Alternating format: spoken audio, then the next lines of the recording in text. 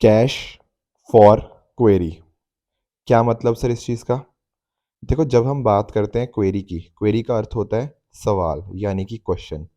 अब जब बात करते हैं ना हमारे मेंबर ऑफ पार्लियामेंट की, तो हमारे मेंबर ऑफ पार्लियामेंट ना सवाल पूछ सकते हैं, जैसे स्टार्ट क्वेश्चंस, अनस्टार्ट क्वेश्चन, इन सब के बारे में आप जानते होंगे। अब यहाँ पर ना जो हमारी मेंबर ऑफ पार्लियामेंट हैं लोकसभा के अंदर, महुआ मोइत्रा जी, इनके ऊपर कुछ एलिगेशंस लगे। क्या एलिगेशंस लगे? कि भैया इन्होंने ना एक पर्टिकुलर बिजनेसमैन थे, उनको अपना लॉगिन आईडी दे दिया। ठीक है, तो इस पर्टिकुलर बिजनेसमैन ने क्या किया ना, इस पर्टिकुलर लॉगिन आईडी से इनके बिहाफ के ऊपर ये सवाल पूछे। अब आप लोग सोचोगे सर ऐसा क्यों किया? ऐसा इसलिए किया ताकि ना वो जो इनका राइवल पर्सन है जो कि अडानी ग्रुप है, अडानी ग्रुप को टारगेट कर पाए इन क्वेश्चन के माध्यम से, एंड कहीं ना कहीं अपने बिजनेसमैन को, अपने बिजनेस को फ़ायदा दिला पाए। तो बदले में इनको क्या मिला मेंबर ऑफ पार्लियामेंट को? इनको ऐसा बोला गया कि बहुत सारा कैश, बहुत सारे महंगे महंगे गिफ्ट, ये सारी चीज़ें यहाँ पे दी गई। तो ये है कैश फॉर क्वेरी मुद्दा।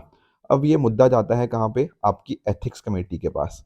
अब एथिक्स कमेटी इसके ऊपर पूरा जांच वगैरह करती है, अलग अलग पक्षों को सुनती है। अब उसने ना रिकमेंड किया है कि ये जो महुआ मोइत्रा जी हैं, इनको डिस्क्वालीफाई कर देना चाहिए।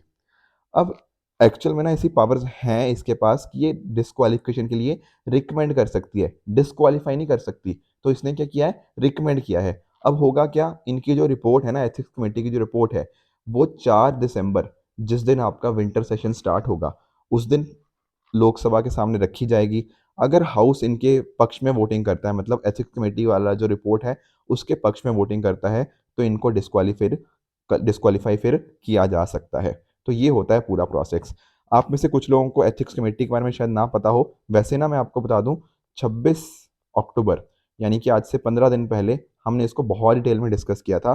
तो प्लीज़ एक बार आप वो वाला लेक्चर देख लीजिए अगर किसी को भी डाउट है, क्योंकि इसके ऊपर हमने ना बहुत सारे क्वेश्चंस भी ऑलरेडी प्रैक्टिस हम कर चुके हैं। सिमिलरली इंडियन एक्सप्रेस के अंदर भी वही मुद्दे हमें देखने को मिलते हैं। तो दोस्तों, डेट है आज की क्या? 10 नवंबर 2023, एंड आप सभी का स्वागत है आज के प्रीलिम बूस्टर न्यूज़ डिस्कशन के अंदर। आगे चलते हैं अपने टॉपिक की तरफ, that is more than 15 products from Uttarakhand bag GI tag. अब देखो, जीआई टैग आप सभी जानते होंगे होते क्या हैं, करेंगे भी डिस्कस, पर थोड़ा सा पहले ना ये जान लेते हैं कि आखिर किन किन प्रोडक्ट्स को यहाँ पे जीआई टैग हमें देखने को मिला है। अब अपने आप में ना इनका नाम ध्यान रखना बहुत इंपॉर्टेंट है, क्योंकि अगर क्वेश्चन बनेगा तो यहीं से बनेगा कि कौन से पर्टिकुलर प्रोडक्ट को जो टैग मिला है वो कौन सी स्टेट से मिला है। मैं आपको पहले एग्जांपल देता हूँ, जहाँ पर हमें बैरीनाग चाय देखने को मिलती है, बैरीनाग टी। अब इसको मिला है उत्तराखंड की तरफ से।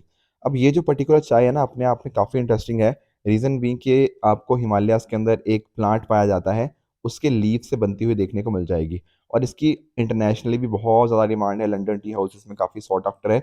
इवन आपको अमेजॉन, फ्लिपकार्ट के ऊपर भी आपको ये आसानी से आप इसको कर पाओगे। तो ये तो इस तरह से जो बैरीनाग टी है इसको मिला है। उसके अलावा ना आपकी एक बिच्छू बूटी आती है। ये बिच्छू बूटी बड़ी पॉपुलर है एक तो, मैं आपको बताता हूँ। बिच्छू बूटी से ना, जैसे यहाँ दिखाया है, बिच्छू बूटी से बनेंगे कपड़े। अब ये जो बूटी है ना, ये इंटरेस्टिंग इस वजह से है कि जैसे मान लो आप इसको, इन कपड़ों को सर्दियों में पहन रहे हो, तो सर्दियों में तो आपको ये गर्मी का एहसास दिलाएंगे।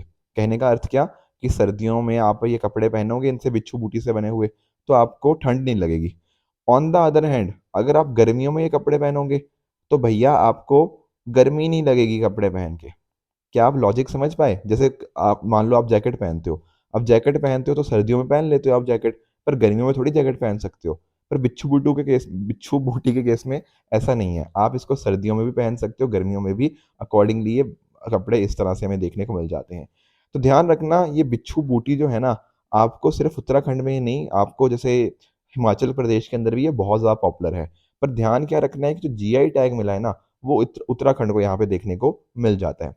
उसके अलावा जो मांडुआ है, इसको भी यहाँ पर जीआई टैग मिला है। जैसे आप रागी जानते होंगे ना, तो हिमालयन रागी को ही एक तरह से उत्तराखंड मांडुआ बोलते हैं। यहाँ पर झांगोरा जो है वो भी एक तरह का मिलेट ही है, उसको भी यहाँ पर हमें उत्तराखंड का जीआई टैग देखने को मिल जाता है। तो ये नाम सारे आपको पता होने चाहिए, झांगोरा, मांडुआ, आपका बैरीनाग टी और आपका बिच्छू बूटी, ये सारे एस्पेक्ट्स आपको पता होने चाहिए, राइट। चलते हैं थोड़ा सा जीआई टैग के बारे में डिस्कशन कर लेते हैं। देखो, जीआई टैग बेसिकली ना एक तरह का साइन होता है जो दिखाता है कि यार हाँ, जो प्रोडक्ट्स है ना वो एक पर्टिकुलर ज्योग्राफिक ओरिजिन की है। जैसे फॉर एग्जांपल मैं आपको दार्जिलिंग टी की बात करता हूँ। दरअसल में दार्जिलिंग टी को सबसे पहला इंडिया का ऐसा प्रोडक्ट था जिसको जीआई टैग मिला। अब देखो जो दार्जिलिंग की चाय है वो सिर्फ दार्जिलिंग में बन सकती है। रीज़न बीइंग क्या थिंग इज़ कि वहाँ पर जो वहाँ का क्लाइमेट है, जिस तरह से वहाँ पे बारिश होती है, जो प्रोसेस होता है पूरा का पूरा, वो हमें दार्जिलिंग में देखने को मिलता है। तो वहाँ पर ना लोकल कुछ कंडीशंस ऐसी हैं जहाँ पर हमें ये चीज़ें पाई जाती हैं। अब ऐसा थोड़ी हो सकता है कि कोई बंदा दिल्ली में इसको उगाए और बोलेगा कि भैया ये तो दार्जिलिंग चाय है, ऐसा ना हो सकता। तो यहाँ पर ना जो क्वालिटीज़ होती हैं वो ओरिजिन के बेसिस पे देखने को मिलती हैं। तो इसी के प्रोटेक्शन के लिए पेरिस कन्वेंशन हमें देखने को मिलती है इस तरह की, तो वहाँ पर भी ये चीज़ें जीआई टैग वहाँ पे कवर्ड है। साथ में आप नोटिस करो, ठीक है, ये ध्यान रखना कि एग्रीकल्चर प्रोडक्ट्स चलो ठीक है, फूड स्टफ भी होते हैं, wine, spirit drinks, handicraft, industrial products, इन सभी चीज़ों के लिए दिया जाता है। मैं आपको एग्जांपल देता हूँ, जैसे तमिलनाडु को ना डिंडीगुल लॉक्स जो होते हैं ना, उसके लिए यहाँ पर जीआई टैग मिला हुआ है। अब ये कोई खाने का प्रोडक्ट थोड़ी है, तो लॉक है, तालों की बात हो रही है यहाँ पे। तो इस तरह से आपके इंडस्ट्रियल प्रोडक्ट, हैंडीक्राफ्ट, उन सभी चीज़ों के लिए भी यहाँ पे ये चीज़ दी जाती है। भारत का एक एक्ट है, जीआई एक्ट 1999, ठीक है? तो डब्ल्यूटीओ का जो ट्रिप्स एग्रीमेंट है ना, उसको हम यहाँ पे मानते हैं एंड अकॉर्डिंगली हमारे पास ये एक्ट भी हमें यहाँ पे देखने को मिल जाएगा। इसका बेनिफिट ये होता है कि पहली बात तो आप समझो, इससे एक तो टूरिज़्म प्रमोट होता है।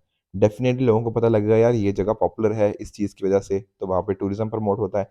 साथ ही साथ ना इंटरनेशनली भी आपके जो प्रोडक्ट है उसकी डिमांड बढ़ती है। अब डिमांड बढ़ेगी, लोग आपका प्रोडक्ट लेना चाहेंगे, जैसे अभी बिच्छू बूटी का हो सकता है, कोई लोग कपड़े खरीदना चाहें। तो अगर वो खरीदना चाहेंगे तो कहीं न कहीं इंटरनेशनल ट्रेड के अंदर एक्सपोर्ट वगैरह ये हो गया, आपकी रेपुटेशन ट्रस्ट हो गया, ये सारी चीज़ें अकॉर्डिंगली आपकी बढ़ती जाएँगी एंड आपके पास नई-नई अपॉर्च्युनिटीज़ भी आती रहती हैं। साथ में ही आपके जो प्रोड्यूसर्स हैं, जो प्रोडक्ट्स बना रहे हैं, ठीक है, उनको भी लीगल प्रोटेक्शन मिलती है कि कोई और उसका अनऑथराइज़्ड यूज़ ना कर पाए। तो ये बात होगी आपकी जीआई टैग के बारे में भी। नेक्स्ट टॉपिक की तरफ चलते हैं, that is horn of Africa facing deadly floods. देखो अभी क्या हुआ है ना, जैसे ये वाला जो एरिया है आपको हॉर्न ऑफ अफ्रीका वाला एरिया, एल नीनो की वजह से ना यहाँ पर बहुत ज़्यादा बारिशें हमें देखने को मिल जाती हैं। तो थोड़ा सा इस एरिया को समझना ज़रूरी है।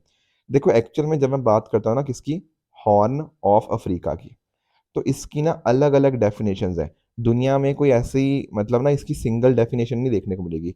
पर जो मोस्ट कॉमनली एक्सेप्टेड डेफिनेशन है, वो ये है कि हॉर्न ऑफ अफ्रीका के अंदर आपकी 4 देश आते हैं। सर कौन से 4 देश? जिसको हम बोल सकते हैं सीड। सीड क्या है? सीड है आपका सोमालिया, इथियोपिया, अरित्रिया और जिबूती। ये 4 कंट्रीज़ आप सीड के नाम से ध्यान में रख सकते हो। तो ये 4 कंट्रीज़ हॉर्न ऑफ अफ्रीका के अंदर देखने को मिलती हैं एज़ पर ज़्यादातर जो डेफिनेशंस हैं। पर कुछ ऐसी डेफिनेशंस हैं जो बोलती हैं नहीं यार हॉर्न ऑफ अफ्रीका तो अपने आप में काफ़ी ब्रॉड है। तो उसके अंदर आपका सूडान हो गया, आपका साउथ सूडान हो गया, आपका युगांडा हो गया और कीनिया। कुछ लोग ये कंट्रीज़ को भी ऐड कर देते हैं हॉर्न ऑफ अफ्रीका के अंदर। तो ये कुछ पॉइंट्स हैं जो आपको हॉर्न ऑफ अफ्रीका के बारे में पता होने चाहिए।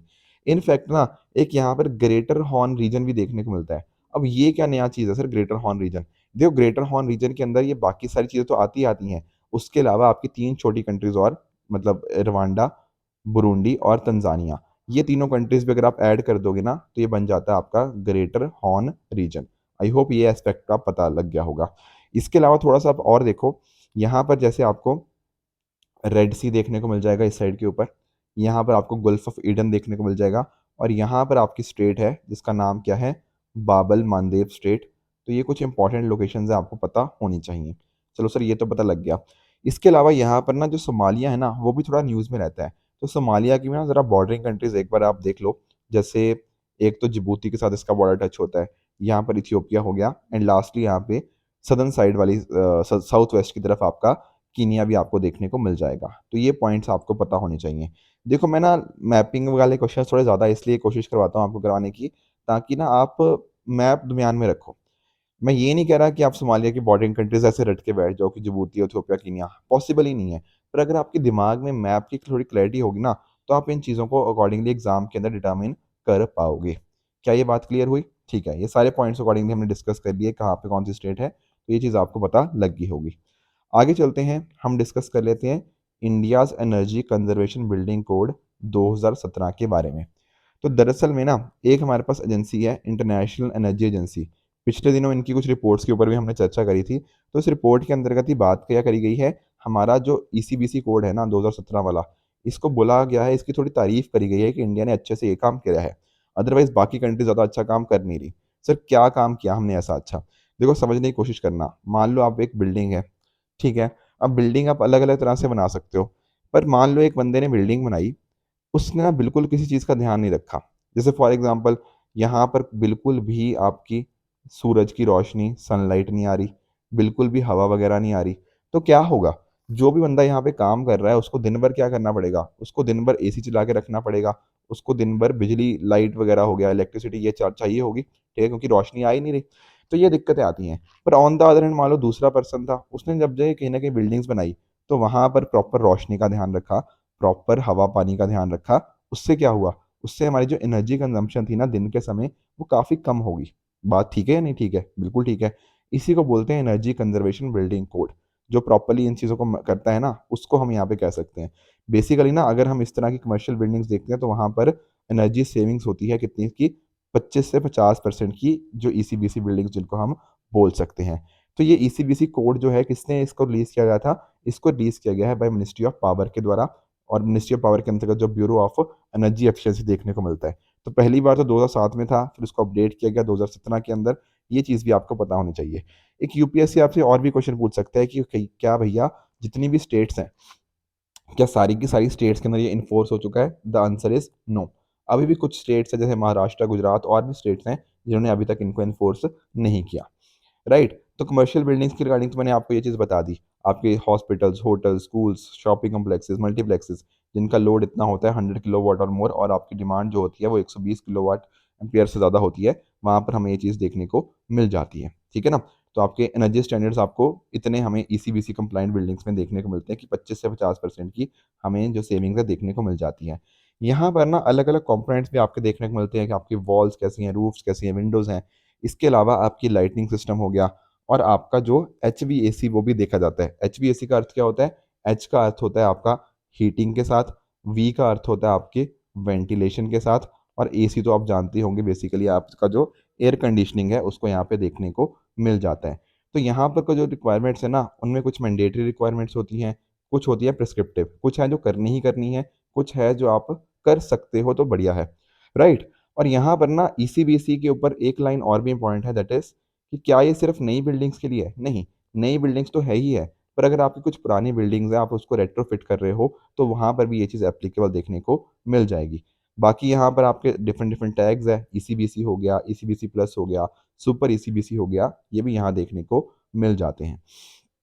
आपको 2022 का एक अमेंडमेंट है, एनर्जी कंजर्वेशन अमेंडमेंट एक्ट 2022। यहाँ पर क्या हुआ है ना, इसने फर्दर इस चीज़ को एक्सपेंड कर दिया। स्पेशली अगर मैं बात करता हूँ ना रेजिडेंशियल बिल्डिंग की, वो भी हमें यहाँ देखने को मिल जाती है अंडर इको निवास संहिता। तो ये रेजिडेंशियल बिल्डिंग के लिए हमें देखने को मिल जाता है, तो ये पॉइंट भी आपको पता होना चाहिए। बेसिकली पॉइंट इसका यही है कि हमारे जैसे for example environment friendly targets हैं, हम चाहते हैं 2070 तक नेट न्यूट्रल बनना, तो वहाँ पर ये चीज़ हेल्प कर सकती है हमें। तो रेजिडेंशियल बिल्डिंग्स के लिए इतना इंपॉर्टेंट इसलिए है क्योंकि आपकी जो टोटल इलेक्ट्रिसिटी कंज्यूम होती है ना आपकी बिल्डिंग सेक्टर के अंदर, तो 75% उसका आपका रेजिडेंशियल बिल्डिंग ही कंट्रीब्यूशन देती है। बाकी इको निवास संहिता के बारे में मैंने आपको बता ही दिया, ब्यूरो ऑफ एनर्जी एफिशिएंसी के द्वारा ही इसको यहाँ पे बताया गया है। एक छोटा सा साथ में एक और एफिशिएंसी एनर्जी इंडेक्स है, that is state energy efficiency index. इसको भी किसने पब्लिश किया है? आपके बीडब्ल्यूई ने ही। यहाँ पर कोशिश क्या की जाती है, आपके अलग अलग जो स्टेट्स है ना, वो कैसा काम कर रही है उसको यहाँ पे बताया जाता है। तो कर्नाटका आपका टॉप के ऊपर हमें देखने को मिल जाएगा, और जो बिहार है वो सबसे लोएस्ट नंबर के ऊपर आपको देखने को मिलता है। नेक्स्ट टॉपिक की तरफ चलते हैं, that is 1 year of project चीता। देखो आप जानते हो जब हम बात करते हैं चीता की, तो चीता ना दरअसल में आप नोटिस करना यहाँ पे 1948 के अंदर जो हमारा देश के अंदर आखिरी चीता था, उसको स्पॉट किया गया था छत्तीसगढ़ के जो कुराया डिस्ट्रिक्ट है वहाँ पर बाद में उसको भी जब उसकी डेथ हो जाती है तो 1952 में इनको एक्सटिंक्ट डिक्लेयर कर दिया जाता है। अब इसके बाद कोशिश करी जाती है कि यार हम वापस से कहीं ना कहीं चीता को री इंट्रोड्यूस करते हैं। तो अब इसको 1 साल हमारे यहाँ पे कंप्लीट हो चुका है। अब यहाँ पर ना कुछ पॉजिटिव्स भी रहे हैं, कुछ नेगेटिव्स भी रहे हैं, बहुत सारी चीतास की हमें डेथ भी देखने को मिली है। तो 1 साल कंप्लीट हो चुका है। अब ध्यान में रखने वाली बात है कि इस प्रोजेक्ट को पूरा रन कौन कर रहा है? That is NTCA, national tiger conservation authority, जो कि अपने आप में स्टैट्यूटरी यानी कि एक लीगल बॉडी है under the ministry of environment, forest and climate change. अभी तक देखो 20 हमने चीतास मंगाए हैं, कुछ की डेथ हो गई है। कहाँ से मंगाए हैं हमने? नमीबिया से, साउथ अफ्रीका से। कहाँ पर? मध्य प्रदेश का जो कुरू नेशनल पार्क है वहाँ पर। अब इंडियन गवर्नमेंट का फोकस है कि हम 50 चीतास इस तरह से मंगाएं। अब ध्यान देने वाली बात यह है कि ना जब हम बात करते हैं चीतास की, तो एक तो आपको एशियाटिक चीता देखने को मिलते हैं, एक हो गया आपका अफ्रीकन चीता। देखो जो एशियाटिक चीता है ना, वो आपके सिर्फ और सिर्फ ईरान के अंदर देखने को मिलते हैं, और सिर्फ ईरान के अंदर हैं, और बहुत ही कम इनकी पॉपुलेशन है, लेस देन 100 बचे हुए हैं। जब हम बात करते हैं अफ्रीकन चीतास की, ये आपको डिफरेंट डिफरेंट एरियाज में देखने को मिल जाएंगे अफ्रीकन कॉन्टिनेंट के क्रॉस, और इनका नंबर अच्छा खासा है। देखो जब इंडिया ने पहले कोशिश करी ना, हमारी कोशिश थी कहीं ना कहीं हम एशियाटिक चीता को इंट्रोड्यूस करें, पर उसमें काफ़ी दिक्कतें आई। तो आज के समय के ऊपर जो हमने नमीबिया से, साउथ अफ्रीका से जो चीता मंगाए हैं, वो कौन से हैं? वो आपके अफ्रीकन चीताज हैं, ये आपको बात पता होनी चाहिए। साथ में इनका आईयूसीएन स्टेटस भी आप देख लो। जब हम बात करते हैं अफ्रीकन चीताज की, तो ये वल्नरेबल हैं। एशियाटिक चीता का क्या है? Critically endangered. लॉजिकली भी समझ सकते हो, एशियाटिक चीता सिर्फ ईरान के अंदर है, नंबर 100 से भी कम है, तो कहीं ना कहीं वो क्रिटिकली एंडेंजर्ड है। अफ्रीकन चीता आपका क्या है? वल्नरेबल है। बाकी थोड़ा और इन्फॉर्मेशन देखो तो चीता आपके अलग अलग सोशल ग्रुप्स में रहता है, जैसे फॉर एग्जांपल फीमेल अपने कब्स के साथ हो सकती है, मेल कोलिशन हो सकती है, सॉलिटरी मेल्स हो सकते हैं। चीता दिन के समय एक्टिव होते हैं, बेसिकली जिसको आप डायर्नल बोलते हो इंग्लिश के अंदर, और साथ ही साथ आपके जो बाकी कार्निवोर्स होते हैं, आपका लॉयंस हो गया, लेपर्ड्स हो गया, वो जनरली रात के टाइम ज़्यादा एक्टिव होते हैं, जिनको हम नॉकटर्नल भी बोलते हैं। चीता through out the year breed करते हैं, और इनका जो जेस्टेशन पीरियड होता है वो 90 से 95 दिन का होता है। सर ये जेस्टेशन पीरियड का अर्थ क्या होता है? जेस्टेशन पीरियड ना उस टाइम को बोलते हैं जिस टाइम जो आपका जो बेबी होता है आपकी मदर की बॉडी के अंदर, जब वो डेवलप हो रहा होता है, तो इतना टाइम उसको जनरली यहाँ पे लगता है। 20 साल की, सॉरी 20 महीने की उम्र के अराउंड ये कहीं ना कहीं इंडिपेंडेंट हो जाते हैं। तो ये कुछ पॉइंट्स थे विद रिगार्ड्स टू आपको चीता, जो आपको पता होने चाहिए थी। बाकी सीएमएस हो गया, साइट्स हो गया, वहाँ पर आपको अपेंडिक्स 1 के अंदर देखने को मिल जाते हैं। कुल्लू नेशनल पार्क जहाँ पर ये लाए गए हैं, ठीक है, तो मध्य प्रदेश के अंदर आप जानते हो 1981 के अंदर इसको as a wildlife sanctuary declare किया गया था, एस्टेब्लिश किया गया था। बाद में इसको 2018 के अंदर नेशनल पार्क का दर्जा दे दिया गया। तो खाथियार गिर ड्राई डेसिडुअस फॉरेस्ट का ये पार्ट हमें देखने को मिल जाता है। एक हमारे पास रैंकिंग है क्यूएस वर्ल्ड यूनिवर्सिटी रैंकिंग्स। देखो ये वाला पार्ट आप इग्नोर कर दो, ठीक है, ये गलती से कुछ और लग गया यहाँ पे। तो क्यूएस वर्ल्ड यूनिवर्सिटी रैंकिंग्स की अगर हम बात करें ना, तो अभी क्या है, एशिया की जो रैंकिंग्स है ना, वो यहाँ पर क्यूएस ने रिलीज करी है। मैं आपको समझाने की कोशिश करता हूँ। देखो क्यूएस क्या है, एक यूके बेस्ड कंपनी है, ठीक है ना। उसको द्वारा रैंकिंग्स दी जाती हैं दुनिया भर की यूनिवर्सिटीज़ को। एक तो होती है दुनिया भर की यूनिवर्सिटीज़ की रैंकिंग, वो अलग है, ठीक है, वो भी होती हैं। पर अभी इसने क्या बात करी है, अभी सिर्फ एशिया वाली यूनिवर्सिटीज़ की बात करी है 2024 की जो रैंकिंग्स हैं। तो यहाँ पर इन्होंने क्या बात करी एशिया के अंदर, एशिया के अंदर ना अगर आप नोटिस करोगे तो दो चीज़ें हैं, एक होती है आपकी क्वांटिटी और एक होता है आपका क्वालिटी। तो लगभग ना 850 के करीब करीब यूनिवर्सिटीज़ इन्होंने आइडेंटिफाई करी हैं। उसमें जो हाईएस्ट क्वांटिटी ऑफ यूनिवर्सिटीज़ है ना, वो इंडिया की हैं। बात समझ पाए? क्वांटिटी का मतलब होता है नंबर, कि नंबर वाइज अगर आप नोटिस करोगे ना, तो नंबर वाइज कौन है ऊपर? नंबर वाइज आपका इंडिया है एज कम्पेयर टू चाइना।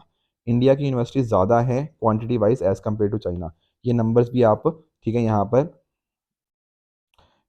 ये नंबर्स भी आप यहाँ पे अकॉर्डिंगली देख पाओगे कि इंडिया के अराउंड 148 यूनिवर्सिटीज़ हैं, और आपकी जो चाइना है उसकी कंपैरेटिवली इंडिया से कम है।